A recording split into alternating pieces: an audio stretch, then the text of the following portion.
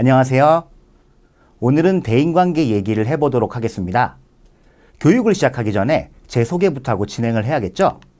오늘 교육을 맡게 된 제 이름은 신승수입니다. 반갑습니다.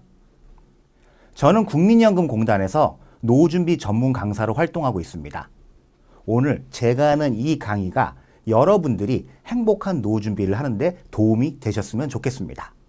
그럼 본 내용을 시작하기 전에 한 가지를 먼저 생각해보고 진행을 하고자 합니다.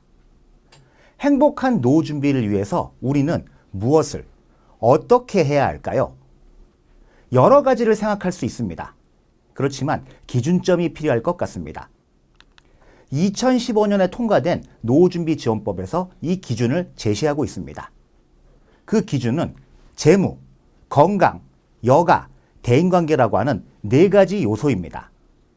이 4가지 요소가 골고루 조화를 이루고 있을 때 우리는 행복한 노후 준비가 되었구나 라고 얘기할 수 있는 것입니다.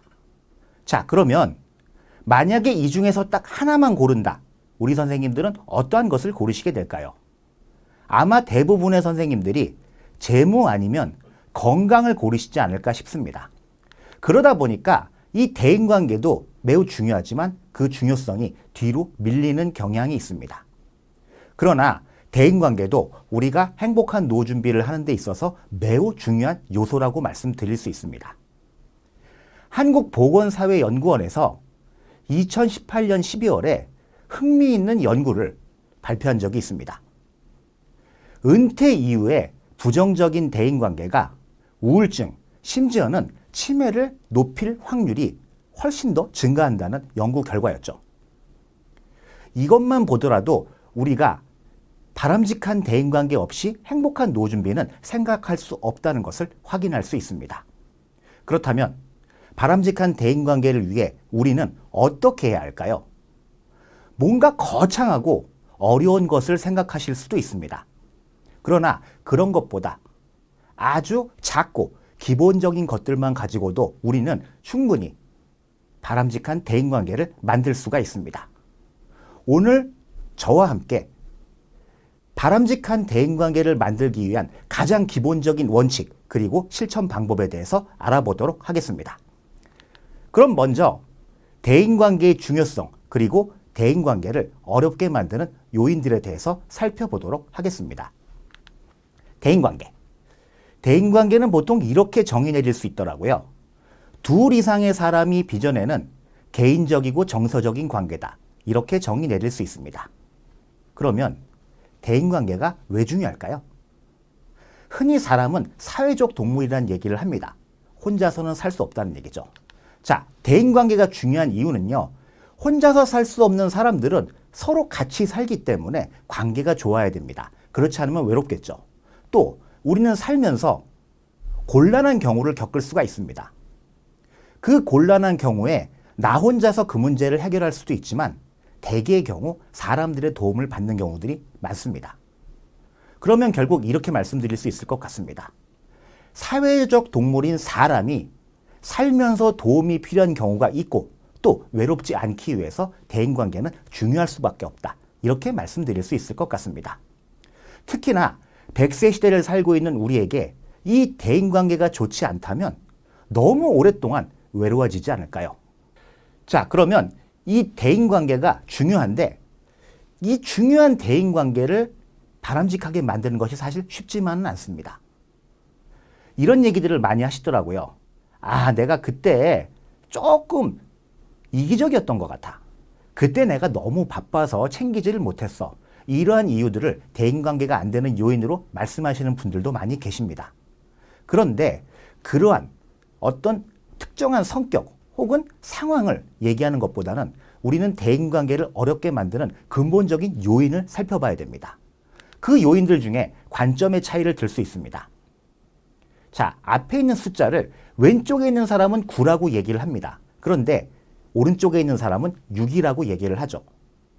보는 위치가 다르기 때문에 그 위치에 따라서 당연히 보이는 숫자도 달리 보일 수밖에 없습니다.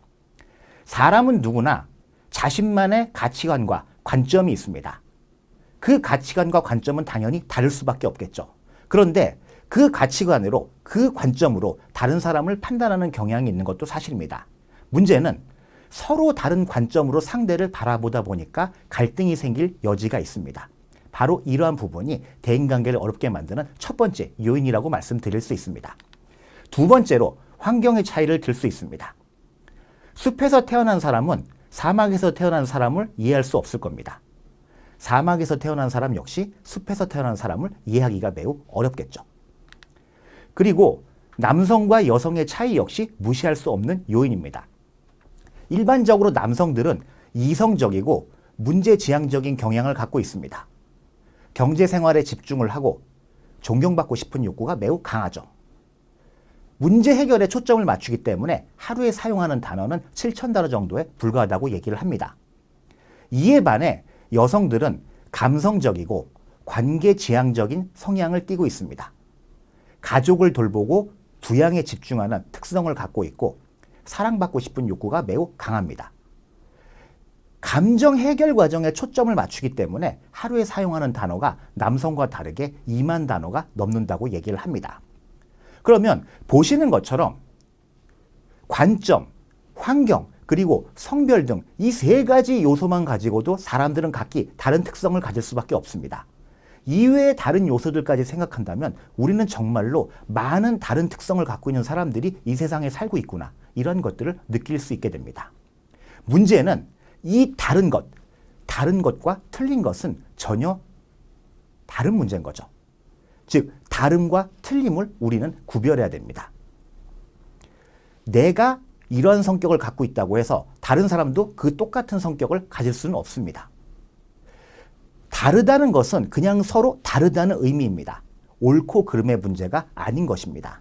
그래서 내가 갖고 있는 특성을 소중하게 느끼는 것처럼 다른 사람들이 가지고 있는 특성 역시 그 자체로 존중받을 가치가 있는 것입니다. 그렇기 때문에 대인관계의 가장 기본적인 원칙은 서로가 다르다는 것을 인정하고 서로 다른 특성들을 존중하는 것에서 시작이 됩니다. 서로의 다름을 인정하는 것이 바람직한 대인관계의 가장 첫 번째 출발점이고 가장 기본적인 원칙이라고 말씀을 드리고 싶습니다.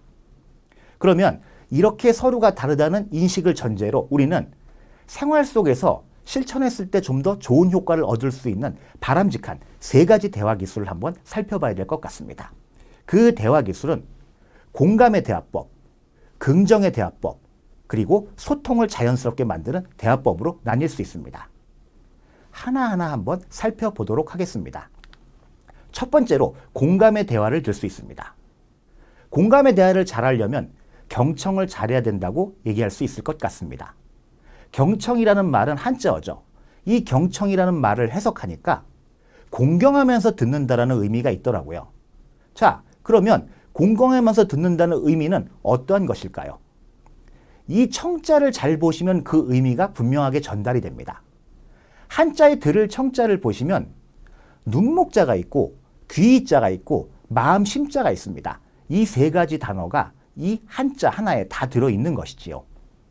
그래서 그냥 듣는 것이 아니라 눈으로 보고 귀로 들으면서 마음으로 느끼는 것이 진정으로 듣는 것이다. 이런 의미를 이 한자에서는 제시를 하고 있습니다. 이렇게 우리가 상대가 얘기하는 것의 말뿐만이 아니라 그 말 속에 담긴 마음까지 읽을 때 이것이 정말로 듣는 것이고 공감을 잘하는 것이라고 얘기할 수 있을 것 같습니다. 자, 이 공감을 잘하고 경청을 잘해서 실제로 생활에서 활용 가능한 그러한 기법이 하나가 있습니다. 바로 1, 2, 3의 법칙이죠. 1분간 말하고 2분간 경청하고 3분간 맞장구를 치라는 원칙입니다. 이 법칙은 내가 말하는 것보다 상대가 얘기하는 것에 좀 더 시간을 많이 할애하는 것이 핵심이라고 말씀을 드릴 수가 있습니다. 1, 2, 3의 법칙 아마 우리 선생님들 다 들어보셨을 거예요.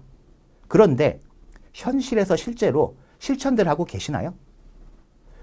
대화를 하실 때 이 1, 2, 3의 법칙을 습관화하시도록 노력을 하시면 아주 좋을 것 같습니다. 아마도 여러분들은 아, 저 사람 정말 공감을 잘해, 이런 얘기를 들으실 수 있을 것 같습니다. 자, 두 번째 대화법입니다. 긍정의 대화죠.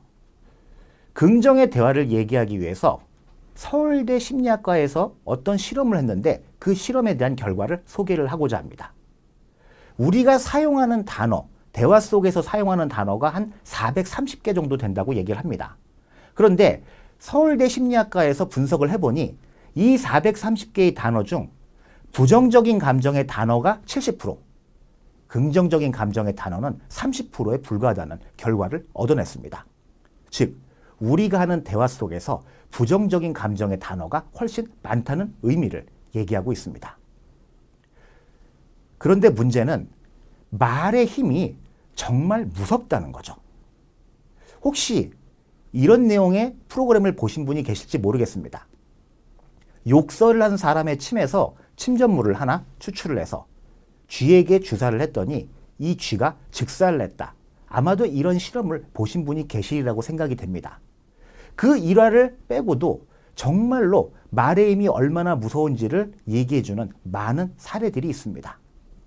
그렇기 때문에 우리가 감정 표현에 있어서 언어 선택은 매우 중요하다고 말씀을 드릴 수 있습니다.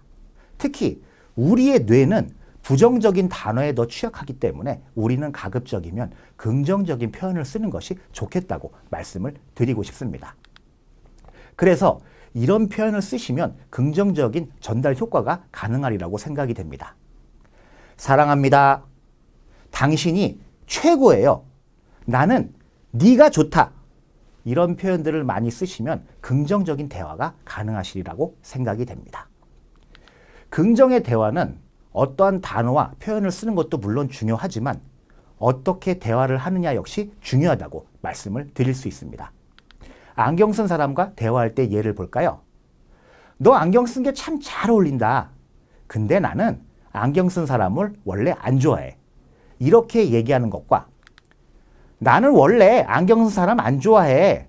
근데 너는 안경이 참 잘 어울린다. 이렇게 얘기하는 것 중 어떤 말이 더 마음에 드시나요? 아다르고 어다른다는 말 들어보셨을 거예요. 똑같은 말이지만 전달되는 효과는 전혀 다르죠. 당연히 후자의 말이 좀 더 긍정적이라고 말씀드릴 수 있습니다.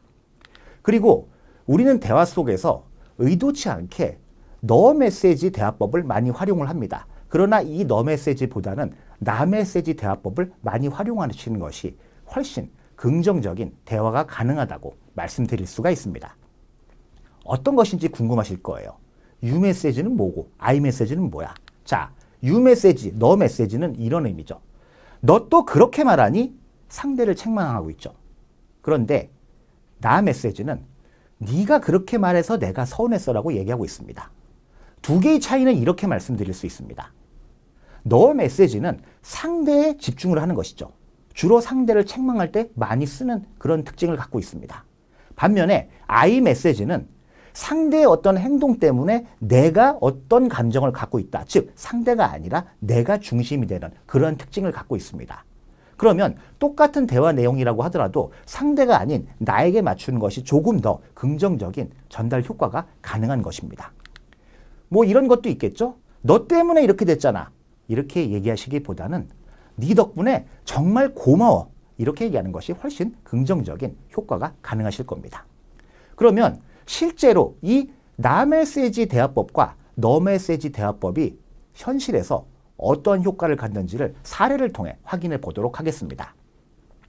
먼저 너 메시지의 사례로 자녀와 대화를 하시는 부모님의 예를 한번 살펴보도록 하겠습니다. 보통 성장하는 자녀와 이 관계에 있어서 어려움을 호소하시는 그런 부모님들이 많이 계실 거예요. 그런 분들의 경우는 지금부터 말씀드리는 이 나 메시지 대화법을 많이 활용하시면 좋을 것 같습니다. 효과가 생각보다 굉장히 좋습니다. 자, 보겠습니다.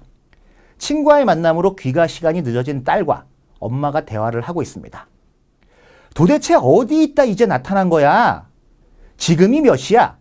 정신이 있는 거니 없는 거니? 전화는 뒀다 뭐 할래? 자, 이렇게 얘기하시는 대화를 많이 들어보셨을 거예요. 어쩌면 여기 계신 우리 선생님들도 이렇게 말씀하시지 않을까요? 그런데 이렇게 얘기를 하면 어떨까요? 듣는 딸은 늦어서 미안하다는 마음보다는 아마 반발심이 들지 않을까 싶습니다.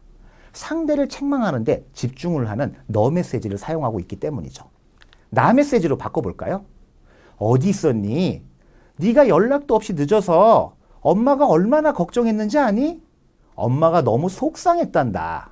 자, 이거는 앞서 있는 대화와 전혀 다른 부분이 사실을 먼저 얘기를 하고 그 사실이 나에게 어떤 영향을 주었으며 그 영향 때문에 내가 어떤 감정을 가지고 있다는 나 메시지로 얘기를 하고 있는 것입니다.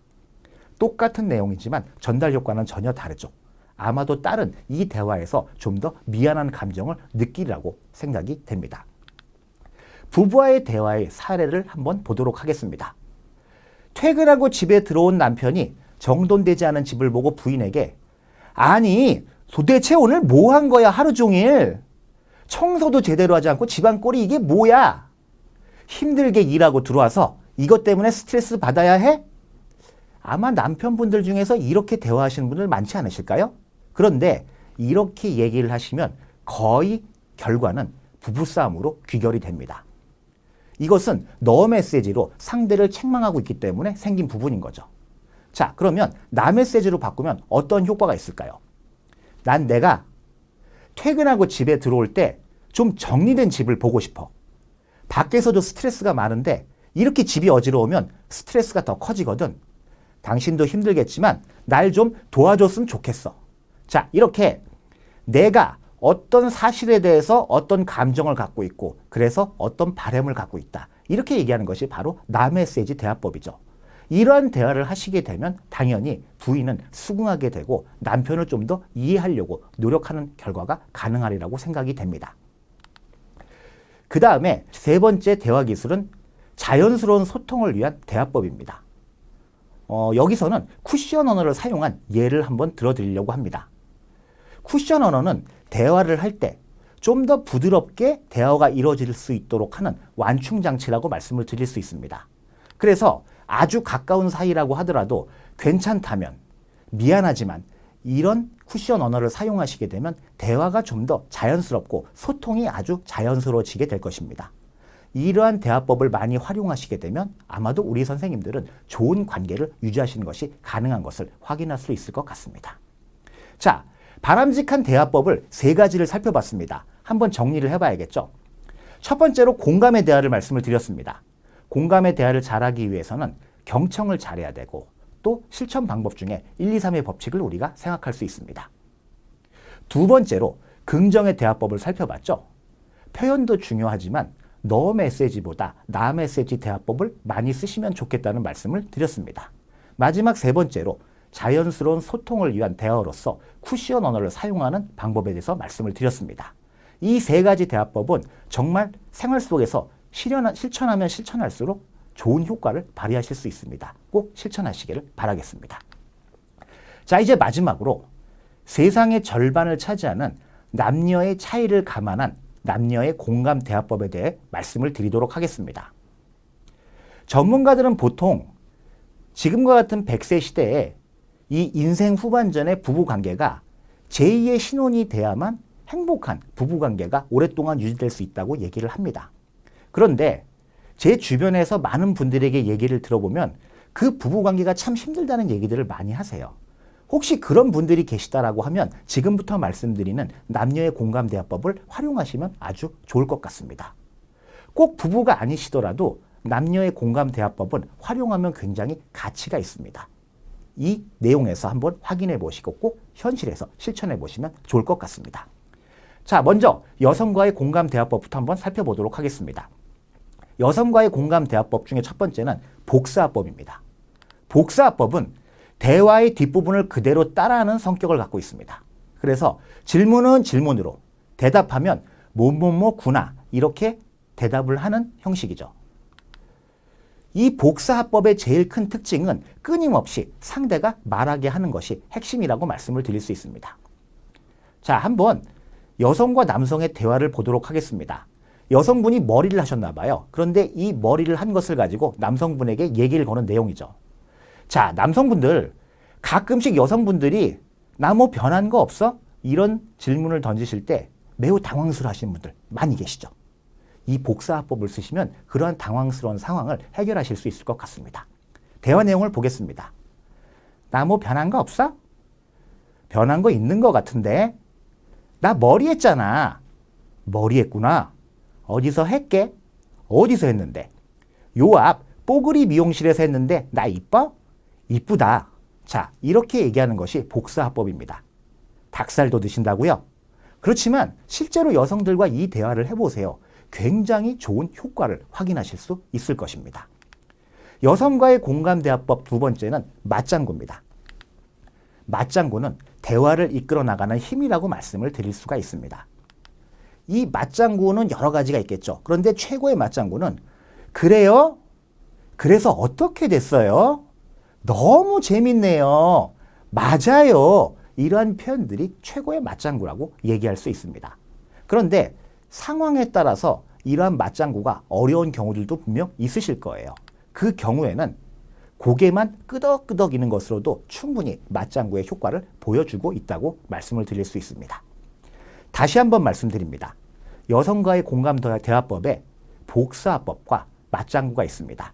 많이 활용하시면 좋을 것 같습니다. 이번에는 남성과의 공감 대화법을 한번 살펴보도록 하겠습니다.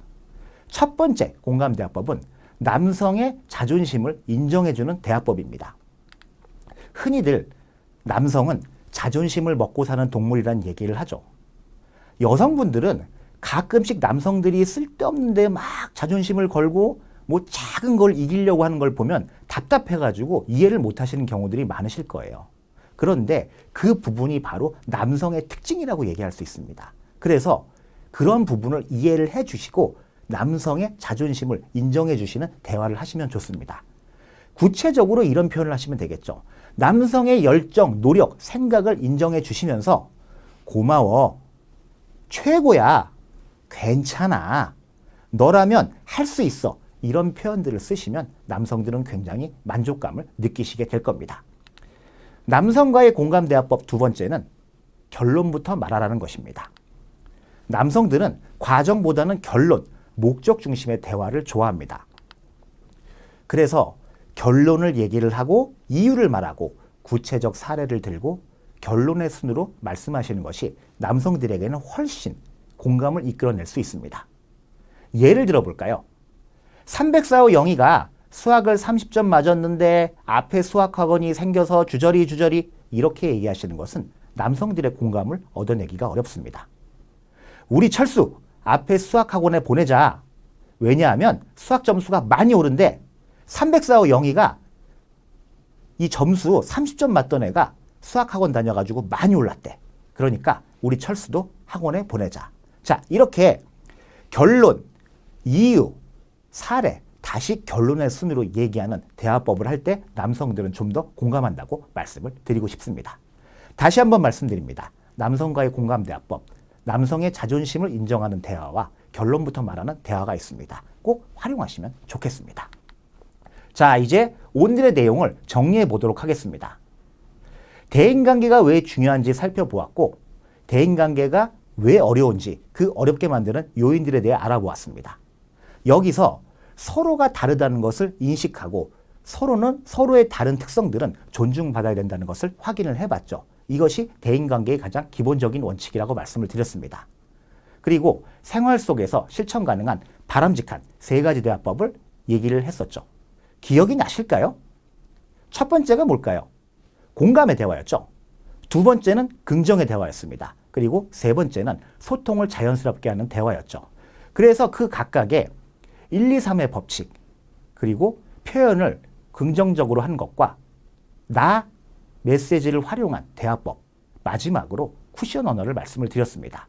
그리고 세상의 절반을 감안한 남성과 여성의 다름을 고려한 대화법까지 우리가 확인해 봤습니다.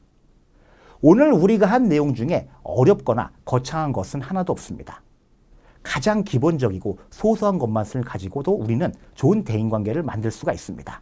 아주 어려운 것 이런 거 생각하지 마시고요. 가장 기본적인 거, 작은 것들을 실천해 나갈 때 여러분들 모두 충분히 좋은 대인관계를 만들 수 있습니다. 서로가 다르다는 인식을 전제로 해서 작은 것들을 하나하나 실천해 나갈 때 여기 계신 여러분들 모두 대인관계의 달인이 되실 수 있다고 저는 확신합니다. 여러분 모두 행복한 노후 준비를 하시기를 바라면서 제 강의는 여기서 마치도록 하겠습니다. 경청해 주셔서 감사합니다.